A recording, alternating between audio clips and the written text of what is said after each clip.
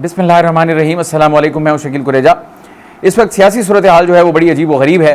पाकिस्तान तहरीक इंसाफ का 8 सितंबर को जलसा हुआ, आज उसका तीसरा दिन है और उसके बाद से सूरत हाल जो है वो पेचीदा तर होती चली जा रही है, क्योंकि उसमें जो इवेंट्स हो रहे हैं वो नई नई सूरत हाल को जन्म दे रहे हैं और जो नई सूरत हाल आ रही है वो पिछली से ज़्यादा पेचीदा हो जाती है। आज कोशिश करते हैं उनका अहाता करने की। सबसे अहम बात यह है कि जो वाक़या हुआ अली मीन गंडापुर साहब वाला 8 घंटे की जो उनकी मुलाकात थी, उसके ऊपर ये बात आ तो गई उनकी जानिब से कि इस्टेब्लिशमेंट के साथ उनकी कोई मुलाकात थी और वो मुलाकात हुई और फिर दीगर रीज़न्स उन्होंने बताई, चैम्बर्स और ये वो सारा कुछ। बहरहाल वो पूरी हकीकत तो अभी सामने नहीं आ सकी, लेकिन वो आ ज़रूर जाएगी। उसमें बहुत सारे सवालात जो हैं वो अपनी जगह मौजूद हैं। तो उसके बाद जो सूरत हाल हुई, उसके बाद ये सवाल हो रहा था कि अली अमीन गंडापुर साहब कहाँ हैं और ख़ामोश क्यों हैं, मंजर आम पे क्यों नहीं आ रहे। आज एक ख़बर आई थी शायद वो प्रेस कॉन्फ्रेंस करें आज़म सवाती के साथ, फिर वो कैंसिल हो गई। लेकिन आज जो गंडापुर साहब हैं उन्होंने 2 जगह पे गुफ्तगू की। एक गुफ्तगू उनकी पाकिस्तान तहरीक इंसाफ की जो केपी की पार्लिमानी पार्टी है उसके साथ, और दूसरी आज एक तकरीब से की कुछ देर पहले। मैं आपको पहले पार्लिमानी पार्टी के साथ जो उनकी गुफ्तगू रही उसका वो यानी 1-2 अहम नुकात आपके सामने रख देता हूँ। जो पहली लबकुशाई उन्होंने की अपनी जमात के सामने, जो उनके अरकान असम्बली के सामने, गंडापुर साहब ने कहा कि जलसे में कहे अपने अल्फाज पर कायम हूँ एक, और इसके साथ उन्होंने कहा उससे पीछे नहीं हटूंगा और ना ही माफ़ी मांगूंगा, और बानी पीटीआई ने मेरे मौक़िफ़ की तायीद की है, अब जिसे मुखालफत करनी है कर ले। वाज़े तौर पर उन्होंने यह पैगाम दे दिया कि ना वो अपने कहे अल्फाज को वापस लेंगे, ना उन पर माफ़ी मांगेंगे और ना उनसे पीछे हटेंगे। और इसके अलावा उन्होंने कहा इमरान खान साहब की जो तायीद है मेरी गुफ्तगू को हासिल है, जिसने जो मुखालफत करनी है कर लें। पार्टी वालों को ख़ास तौर पर ये कह रहे थे, जिसका असर ये हुआ कि बाकी जो पार्टी है वो भी फिर इनके साथ उसी तरह डट गई, क्योंकि फ़ैसला ऊपर से आ रहा है, right from the top. Imran Khan साहब ने तायीद कर दी थी कि अली अमीन गंडापुर साहब ने ऐसी कोई बात नहीं की। मैं उसकी गुफ्तगू की तायीद करता हूँ, कौम की जो जज्बात हैं उसकी तर्जुमानी की गंडापुर ने, और उन्होंने कोई गलत बात नहीं की, कोई फसाद फैलाने की बात नहीं की। तो इमरान खान साहब की तरफ से जब फैसला हो गया तो फिर क्या मजाल है पाकिस्तान तहरीक इंसाफ में कोई उसके ऑपोजिट जा सके या उसके खिलाफ जा सके। आज गंडापुर साहब भी उसी विकेट पर आ गए। पहले थोड़ा इम्कान था कि शायद कोई नरमी आए, लेकिन सख्ती का एलिमेंट आपको उनकी गुफ्तगू में नज़र आ गया। जो उन्होंने पहली गुफ्तगू की, माफ़ी भी कोई नहीं, अल्फाज से पीछे नहीं हटेंगे, कायम रहेंगे। और उसके बाद अभी कुछ देर पहले उनकी गुफ्तगू हुई एक तकरीब से, बार काउंसिल एसोसिएशन की तकरीब थी, तो उसमें उन्होंने मुतअद्दिद बातें की। मैं कोशिश करूँगा जो उनका अहम तरीन हिस्सा है वो आपके सामने रखूँ। उन्होंने कहा कि मैं पाकिस्तान का शहरी और आज़ाद इंसान हूँ। अब ये बातें किसको की जाती हैं आप समझ रहे हैं। आगे कह रहे हैं आपको मुझे जवाब देना पड़ेगा, आप जवाब नहीं देंगे तो मैं बोलूँगा और पूछूंगा, मैं आवाज़ ऊंची करूंगा और निकलूंगा। ये एक बात हो गई। उसके बाद वो कह रहे हैं कि जिस सुप्रिटेंडेंट जेल ने गिरफ्तार शख्स को रात को किसी के हवाले किया तो जवाब देना होगा। अब ये इसमें तशनीगी बाकी है, इसको पता करना पड़ेगा कि ये गंडापुर साहब का इशारा किस तरफ है। एक शख्स गिरफ्तार हुआ, जेल गया और जेल से रात के वक्त उसको किसी के हवाले किया गया। तो गंडापुर साहब सवाल ये पूछ रहे हैं, जवाब देना पड़ेगा कि किसके कहने पे किसके हवाले किया। आगे कह रहे हैं सुप्रिटेंडेंट को नाम लेना पड़ेगा और तोते की तरह उगलवाऊंगा और नाम उनको लेना पड़ेगा कि किसके कहने पर बंदों को या बंदे को जो कि जेल में थे किसी के हवाले किया। अब इसमें ऑब्वियसली बात तो है कुछ ना कुछ। और आगे कहते हैं अगर तुम्हारा सॉफ्टवेयर वहाँ से अपडेट हो सकता है तो तुम्हारा सॉफ्टवेयर यहाँ से भी अपडेट हो सकता है।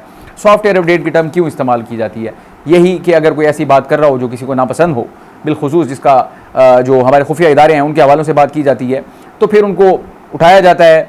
फिर उनके साथ जो एक प्यार भरा ट्रीटमेंट होता है, उस ट्रीटमेंट के बाद जब वो वापस आते हैं तो उनकी गुफ्तगू, उनका अंदाज़, उनका लबो लहजा सब कुछ तब्दील हुआ होता है, जिसको कहा जाता है सॉफ्टवेयर अपडेट होना। तो अब गंडापुर साहब कह रहे हैं वो भी सॉफ्टवेयर अपडेट कर सकते हैं, हो सकता है उनका सॉफ्टवेयर अपडेट। ये तो एक बात होगी। इसके आगे आते हैं, आगे गंडापुर साहब कहते हैं कोई शर्म, हया और लिहाज कुछ भी नहीं बचा। अब जुमलों पे गौर करें आप, ये कब आ रहे हैं? जब वो वहाँ से आए, यानी कि वो 8 घंटे की मुलाकात, फिर तवील खामोशी, उसमें बहुत सारी यानी बातें, ये हो खदशात, सब कुछ डिस्कस हो गया। अब जब उनकी लबकुशाई हुई तो वो ये कह रहे हैं कोई शर्म, हया और लिहाज कुछ भी नहीं बचा। जितना ज़र्फ़ और जितना कुछ मैंने दिल में रखा हुआ है, हल्फिया कहता हूँ, वो इमरान खान को भी नहीं बताया, क्योंकि मैं नहीं चाहता कि इमरान खान के दिल में नफ़रत पैदा हो। तो आगे वो कहते हैं मैंने बीवी बच्चों को भी नहीं बताया और मैं ये नहीं चाहता कि उनके दिल में भी नफ़रत पैदा हो। नफ़रत पैदा होने से मेरे मुल्क और कौम को नुकसान है। अब ये तमाम बातें उन्होंने की जिसमें मस्बत चीज़ आपको तो कोई नहीं नज़र आ रही। यानी वो ये कह रहे हैं कि हल्फन कह रहा हूँ कि मैंने ये बहुत सारी बातें जो इमरान खान को भी नहीं बताई, और इसलिए नहीं बताई ताकि इमरान खान के दिल में नफ़रत पैदा ना हो। अपनी फैमिली को नहीं बताई ताकि उनके दिल में नफरत पैदा ना हो, क्योंकि अगर नफरत पैदा होगी तो फिर मुल्क को नुकसान पहुंचेगा। मतलब इसका ये है कि दो पॉसिबिलिटीज़ हैं। जो कुछ उनके साथ वो 8 घंटे वाली मीटिंग के दौरान हुआ, एक है कि अच्छा हो, दूसरा है कि बुरा हो। अब अगर अच्छा नहीं हुआ तो इसका मतलब ये है, ये एक तीसरी ऑप्शन होती है, ना अच्छा हुआ ना बुरा हुआ, बस ठीक है, एक नॉर्मल जिस तरह मुलाकात होती है हो गई। अच्छी तो बिल्कुल नहीं थी, इस गुफ्तगू से तो वाज़ेह तौर पे ये नज़र आ रहा है। और ये कहें कि नॉर्मल थी तो वो भी नहीं थी, वरना नॉर्मल गुफ्तगू होती। अब जब वो नफ़रत वाली बातें कर रहे हैं कि अगर उन्होंने वो बातें बता दी जो उनके दिल में हैं, जो कुछ उनके साथ हुआ, यानी बिलखुसूस वो इस मीटिंग की बात नहीं कर रहे, मैं इसका तनाजुर जोड़ रहा हूँ क्योंकि इस मुलाकात के बाद ये उनकी गुफ्तगू है जो वो बयान कर रहे हैं। वो कहते हैं अगर मैंने वो बता दी बातें तो इमरान खान हो, मेरी फैमिली हो, इससे उनके दिलों में नफ़रत पैदा होगी। अब किसके खिलाफ नफ़रत पैदा होगी, ये अहम तरीन सवाल है। मैं इसको ओपन एंडेड छोड़ता हूँ। आगे उन्होंने एक सवाल तो नहीं, एक मामला है जिसको उन्होंने आज एड्रेस कर दिया। आपको कल की वीडियो के अंदर आखिर में मैंने गुजारिश की थी 3 नुकात। एक फैसल वाडा साहब की सेनेट के अंदर जो तकरीर थी उसमें से एक नुकता था इनकी जो केपी असम्बली की करारदाद थी उसमें से, और एक नुकता था नेशनल असम्बली में ख्वाजा आसिफ साहब की तकरीर, उसमें से एक नुकता था। और वो तीनों नुकात क्या थे, यानी कि एक सूबाइयत का जो एलिमेंट आ रहा था वो इस चीज़ को यानी स्ट्रेंथन कर रहा था कि जनाब ये जो हैं हमारे वाडा साहब, उन्होंने कहा कि आप आएँ सिंध, बलूचिस्तान और पंजाब तो हम आपको उल्टा लटकाएँगे, लिटा देंगे, और मैं आपकी यानी बाल वगैरह पता नहीं बहुत सारी उन्होंने बातें की। एक सूबे के सरबराह के बारे में ये गुफ्तगू हो रही थी, बड़ी तशवीशनाक थी। और उन्होंने कहा आप आएंगे मिस्टर गंडापुर और जाएंगे आप मिस गंडापुर। तो ये जनाब इनका बयान था वाडा साहब का। इसी तरह फिर ख्वाजा आसिफ साहब ने भी कल, जो कि वज़ीर दिफा हैं, उन्होंने कहा आप अटक पुल क्रॉस करके दिखाएं। आपने कहा था 15 दिन, 2 दिन गुजर चुके, 13 बाकी हैं। तो आज उन्होंने जवाब भी दिया। केपी जो करारदाद थी वो भी आपको मालूम है, उसमें उन्होंने कहा था कि जो कुछ हो रहा है हालात के जिम्मेदार चंद अफसरान होंगे, फौजी अफसरान। तो आपको वहाँ से भी आइडिया हो रहा है। आज जब उन्होंने इस चीज़ का जवाब दिया, उन्होंने कहा, गंडापुर साहब अब जवाब दे रहे हैं, कहते हैं अगर आप ये काम शुरू कर रहे हैं कि मैं पंजाब, सिंध, बलूचिस्तान और इस्लामाबाद नहीं जा सकता, तो चैलेंज करता हूँ कि आओ मुझे गिरफ्तार करो। इनफ इज़ इनफ, बस करो, बहुत हो गया। गलत पॉलिसियों वालों से कहता हूँ कि रहम कर दो, जिनकी पॉलिसियों से नुकसान हो रहा है उनका नाम लेकर निशानदेही करें। तो गंडापुर साहब ने भी उनको जवाब दे दिया, यानी कि ये एक एक्सटेंशन है जो कल गुफ्तगू हुई थी उसका जवाब आया, और तुर्की बतुर्की आया, जो कि मुल्क के लिए किसी भी लिहाज से किसी भी तौर पर अच्छा नहीं है और ना ही अच्छे सिग्नल्स हैं। ये सारी गुफ्तगू आपको ये चीज़ इंडिकेट कर रही है कि मामला जो है वो ख़त्म नहीं हुआ, जहाँ था उससे अगली स्टेज पर चला गया है। कि वो कह रहे हैं वो, यानी कि बाद में जो कौमी असम्बली में जो कुछ हुआ या आज जो कुछ हुआ, मैं आपको गुजारिश करता हूँ, उस सब की बुनियाद वो थी अली अमीन गंडापुर साहब की तकरीर। अब वो तो कह रहे हैं कि मैं तकरीर पे खड़ा हूँ, ना मैं अल्फाज वापस लेता हूँ, ना मैं माफ़ी मांगता हूँ और ना मैं पीछे हटता हूँ। और आगे वो ये कह रहे हैं कि जो उन्होंने बातें की मैं बोलूँगा, मैं आवाज़ और ऊँची करूँगा, मैं निकलूँगा। बहुत सारी बातें, यानी कि ये आगे चली गई हैं बजाय इसके कि उसमें रिवर्स कह रहा था।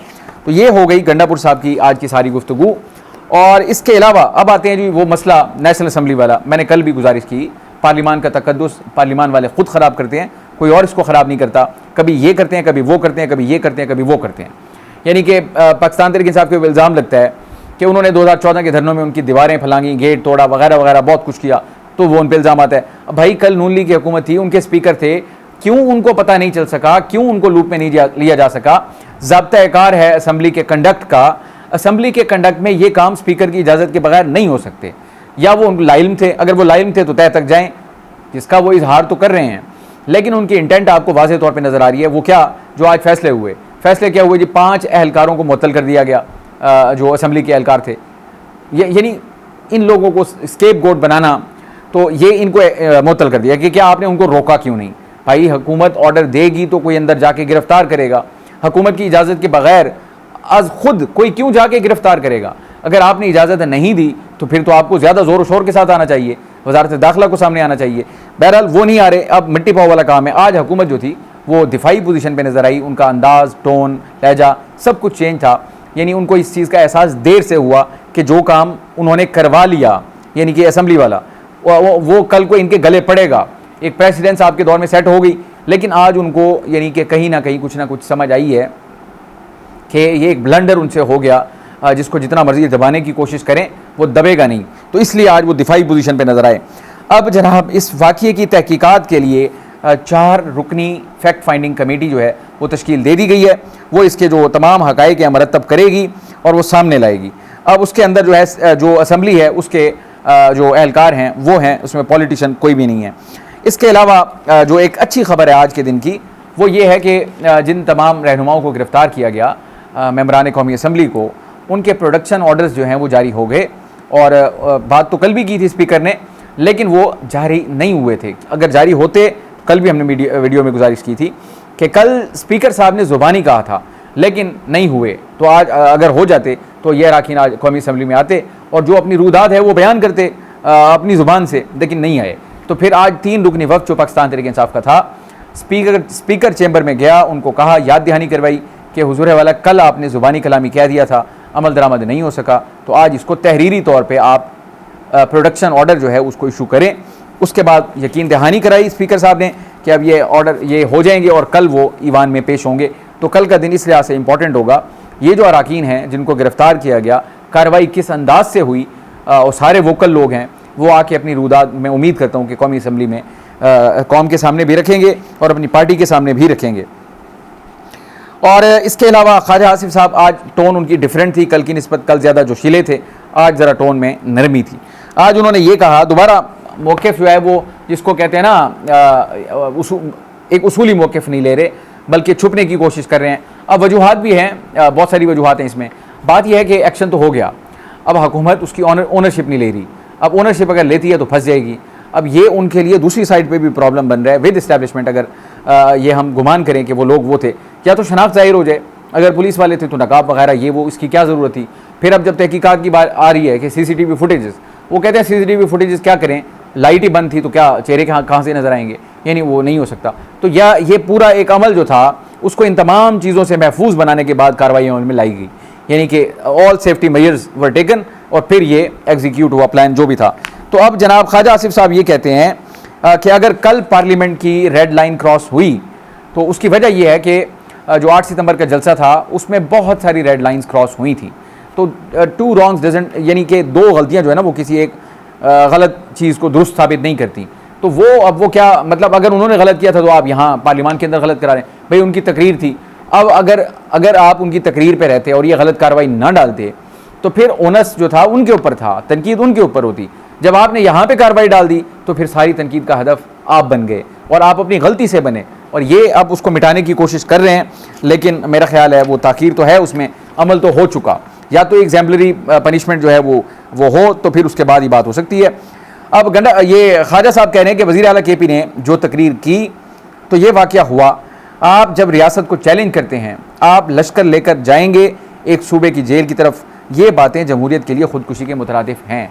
तो ये जो कल का काम था पार्लियामान के अंदर, क्या वो जमहूरियत की यानी कि ख़ुदकुशी के मुतरादिफ नहीं है? पार्लियामान जिसको आप लोग कहते हैं कि सबसे मुक़द्दस ईवान है, और बिल्कुल है, पार्लियामानी निज़ाम के अंदर ईवान मुक़द्दस होता है, लेकिन उसका तक़द्दुस आम शहरी तो वहाँ जाते ही नहीं है। अगर कोई चला जाए विजिटर तो गैलरी में बैठेगा, रोल उसका कोई नहीं है, वो जाके बैठ सकता है। तो आप तो वहाँ पे जनाब ख्वाजा साहब तो 34 साल से उन्होंने आज कहा कि मैं ईवान का हिस्सा हूँ। तो उसके बाद अगर आप इस किस्म की बात करेंगे, यानी कि आप किसी न किसी तरीके से उसको जस्टिफाई करने की कोशिश कर रहे हैं, क्योंकि 8 सितंबर की तकरीर गलत थी लिहाजा ये अमल जो है वो उसकी वजह बना, तो आप बग़ैर उसके कहें कि इसकी कोई वजह नहीं। महमूद अचकज़ई साहब उन्होंने वाज़ेह तौर पे कहा, उन्होंने कहा उनका यानी कि एक पैमाना देखें, वो कहते हैं 10-20 अफराद मर भी जाएँ तब भी ये उसका जवाज़ नहीं होगा कि पार्लियामान के ऊपर हमला कर दिया जाए। तो वो यहाँ तक जाते हैं कि ये काम जो है किसी भी तौर पर काबिल कबूल नहीं है। और अब मैं एक तरफ गंडापुर साहब की जो अभी के बयानात मैंने आपके सामने रखे, यानी मैंने आपको कहा ना कि अजीब सी सूरत हाल है। एक तरफ विफाक के अंदर तो ये मामला हो रहा है कि सूबे के अंदर, अब विफाक के अंदर क्या हुआ है, आज एक तहरीक पेश की वज़ीर इत्तलात साहब ने, कल जस्टिफाई कर रहे थे पार्लियामेंट के अंदर जो एक्ट हुआ उसको, आज वो क्या कह रहे हैं, तहरीक पेश कर दी कि एक 16 रुकनी कमेटी जो है वो तश्कील दी जाए और उसके अंदर अपोजिशन और हुकूमत की इक्वल रिप्रेजेंटेशन हो, और वो जो होगी वो फंक्शन ऑफ पार्लियामेंट जो है बेहतर तरीके से करने के लिए, यानी कि अपनी तजावीज़ भी देगी, या इसको जो पार्लियामान का जो फंक्शन है या जो उसके मामलात हैं उसको बेहतर अंदाज से चलाने के लिए ये कमेटी तश्कील दी जाए, जिसमें दोनों तरफ से 8-8 लोग शामिल हों। अब यहाँ पे ये एफर्ट्स हो रही हैं, उधर से तकरीर के ऊपर वो खड़े हैं, उससे पीछे नहीं हट रहे, जो कि वजह बनी पार्लियामान के अंदर होने वाली सारी बदमज़गी की, सारी गिरफ्तारियों की। एक तरफ वो हैं, एक तरफ ये मामलात हैं, पता नहीं ब्लो हॉट ब्लो कोल्ड ये चल रहा है। यानी इसमें से आपको वाज़ेह तौर पे कोई चीज़ नज़र नहीं आ रही कि हम आगे बढ़ किस तरफ रहे हैं। पॉजिटिव सिग्नल भी हैं और बड़े जो मनफी सिग्नल हैं वो भी आपको नज़र आ रहे हैं। तो बहरहाल ये एफर्ट अच्छी है, खुदा करे कि इसमें से कोई रास्ता निकले, तवक्को बहरहाल बहुत कम है। और उमर अयूब साहब, असद कैसर साहब, जरताज गुल साहिबा पेशावर हाई कोर्ट पहुंचे, उन्होंने अपनी राहदारी ज़मानत मंजूर की क्योंकि वो भी मतलूब हैं। 10 अक्टूबर तक के लिए उनकी राहदारी ज़मानत दे दी गई, उनकी गिरफ्तारी नहीं हो सकती।